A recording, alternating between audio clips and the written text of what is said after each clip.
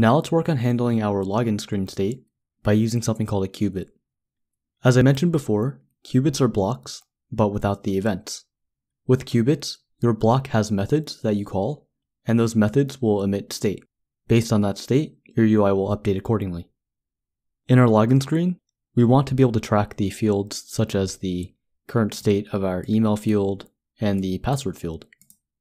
We also want to know if there's an error when the user logs in, and then we can display that error. To create a qubit, let's right-click Login, and then we're going to select Qubit, New Qubit, called Qubit Login. And now we see our qubit has been successfully generated. This gives us two files, login state and login qubit. You can see that login event.dart was not generated, and that's because we're using a qubit instead of a block. I mainly use qubits for forms or very simple screens where I don't need to be meticulously tracking all the different events. One thing to note is inside of our debug console, we're able to see all of the changes in our auth block, but with qubits, we're not going to get any of these changes. So keep that in mind when you're deciding between using a qubit or a block. Our login state will look similar to our auth state, where instead of having the abstract class, we're just going to have one single class. Let's remove abstract and remove login initial. We can add stringify, set that to true. And up here, we can create our variables. So we want to keep track of the email string, the password string, final login status, and final failure. Login status is our enum, login status, and we're going to have some different states in the screen. The first one is initial, and this will be the empty state of the screen, where email and password are set to empty strings. The status would be initial, and our failure will just be an empty failure. Next we have submitting, for when the user actually submits their login.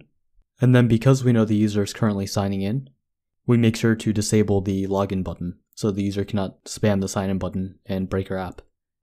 Next we have success, so we know when to navigate to the nav screen once the login is successful. And then we have error, so we know when to show the error message. Let's import models.dart.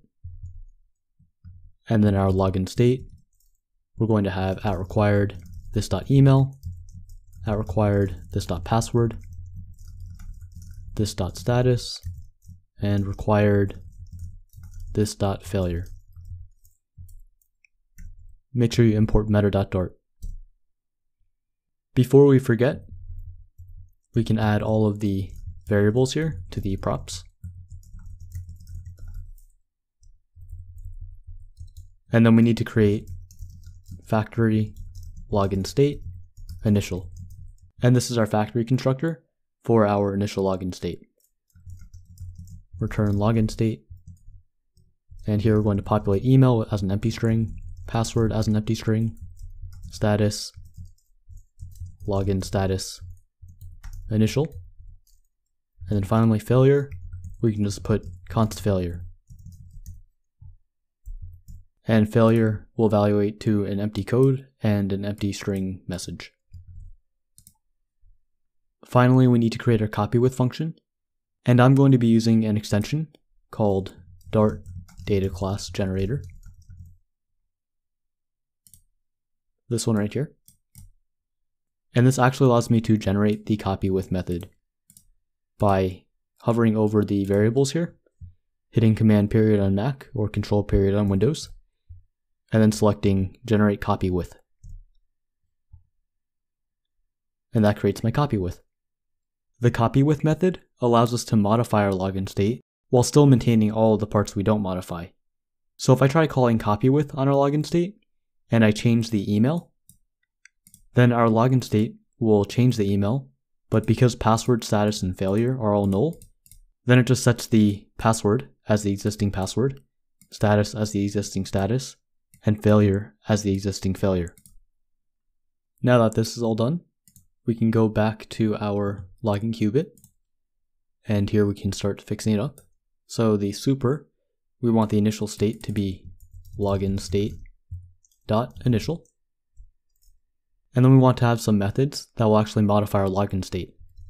So first is email changed, and this will fire whenever we change the text in the email field. Next we have password changed. Takes in a string value.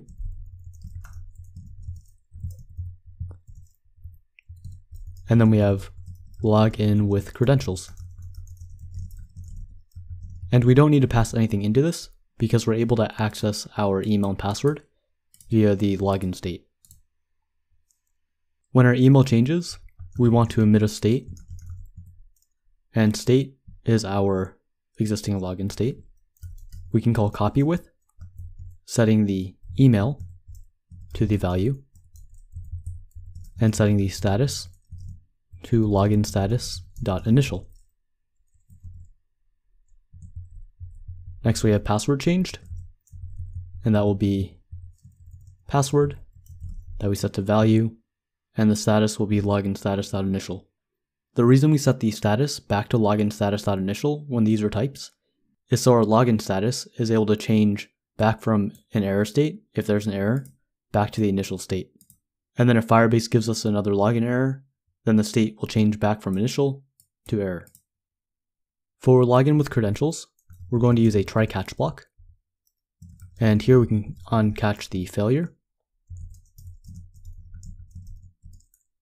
And then emit state.copywith status login status.error,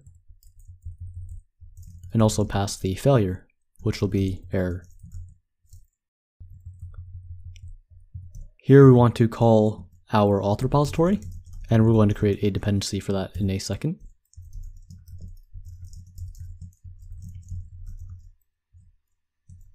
So to do that, we can go up here, final auth repository. The Login Cubit has a required auth repository parameter. And then we set auth repository equal to the passed in auth repository. Now down here, we're able to call auth repository.login with email and password, where we pass an email, which will be state.email, and password will be state.password. And we need to add an await here.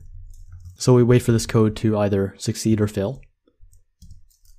And if it succeeds, then we can yield state.copywith a status login status.success.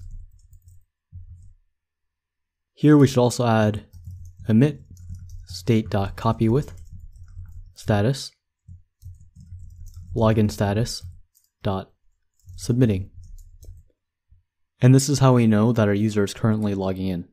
So when login with credentials is hit, then we yield a submitting status. We await the auth repository to log in, and then if it's successful, our state changes from login status.submitting to login status.success, and then we can navigate to the next screen. If there's a failure, then it changes from submitting to error, and then we display the error message.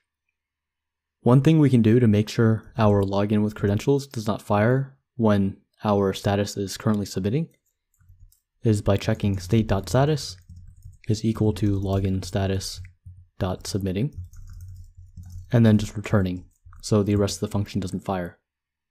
We can also ensure that state.email and state.password are both not empty, and we can do that by checking state.email is not empty and state.password